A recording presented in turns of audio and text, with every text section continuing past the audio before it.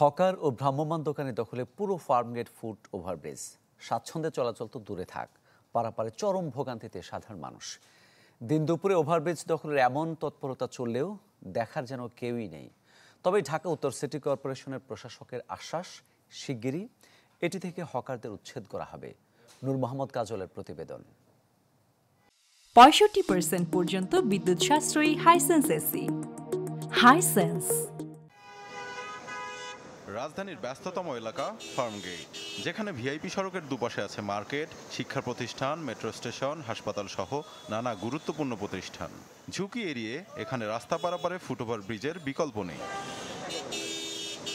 আগের ফুটওভার ব্রিজটি ভেঙে ২০২৩ সালের অক্টোবরে ১৪ কোটি টাকা ব্যয়ে নির্মাণ করা হয় ২০৬ ফুট দৈর্ঘ্যের দেশের দ্বিতীয় বৃহত্তম পদচারী সেতু। কিন্তু এর বেশিরভাগটা জুড়ে বসেছে হরেক রকমের দোকান। ফলে স্বাচ্ছন্দ্যে হাঁটা তো দূরে থাক, ভোগান্তিতে পড়ছেন সাধারণ মানুষ। এছাড়া প্রবেশ পথেও এলোপাতারি দোকানপাটে অতিষ্ঠ পথচারীরা। দিনে দুপুরে ফুটওভার ব্রিজ দখলের এমন তৎপরতা যেন দেখার কেউ নেই। এনে উঠছে আপনার আগস্টে, মানে ঝামেলার পরের থেকে এনে সবাই ব্রিজ, আগে তার কেউ বসে নাই। আপনি উড়াই দিচ্ছেন, আবার বিকালে সকালে আবার আমু। এত সুন্দর একটা ব্রিজ, এই পরিবেশ তো থাকার কথা না।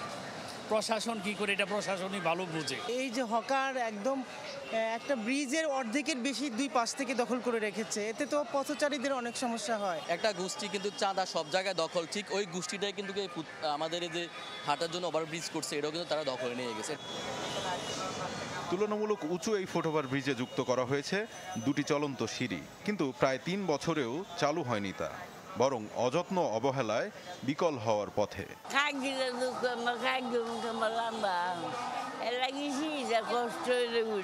যাদের শ্বাসকষ্ট আছে তাদের জন্য দেখা যায় যে কোনো সময় একটা দুর্ঘটনা ঘটে যেতে পারে। সময় মহিলারা আসে, বাচ্চারা, মহিলা, বয়স্ক লোকজন আছে, তাদের জন্য ডেলিভারি দেওয়া হয়েছিল, কিন্তু সেই সুযোগ সুবিধাটা মানুষ এখন ভালোভাবে পাচ্ছে না। দাবি করব অবশ্যই চলন্ত সিঁড়িটা মানে এটা চালু হোক। ঢাকা উত্তর সিটি কর্পোরেশনের প্রশাসকের আশ্বাস, শিগগিরই দখলমুক্ত করা হবে ফুটওভার ব্রিজ সহ ফার্মগেট এলাকা। চালু হবে চলন্ত সিঁড়িও। ফুটওভার ব্রিজগুলোর নিরাপত্তা এবং ফুটওভার ব্রিজের রক্ষণাবেক্ষণ এবং তার আশপাশের নিরাপত্তার জন্য আমরা প্রতিটি ফুটওভার ব্রিজে 2 জন করে আনসার দিতে পারি কিনা, এটা আমরা চিন্তা করছি।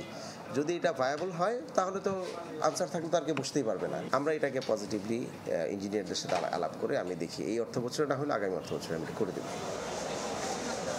কেবল আশ্বাস নয়, রাজধানীর সব ফুটওভার ব্রিজ দখলমুক্ত দেখতে চায় নগরবাসী। নূর মোহাম্মদ কাজল, চ্যানেল 24, ঢাকা।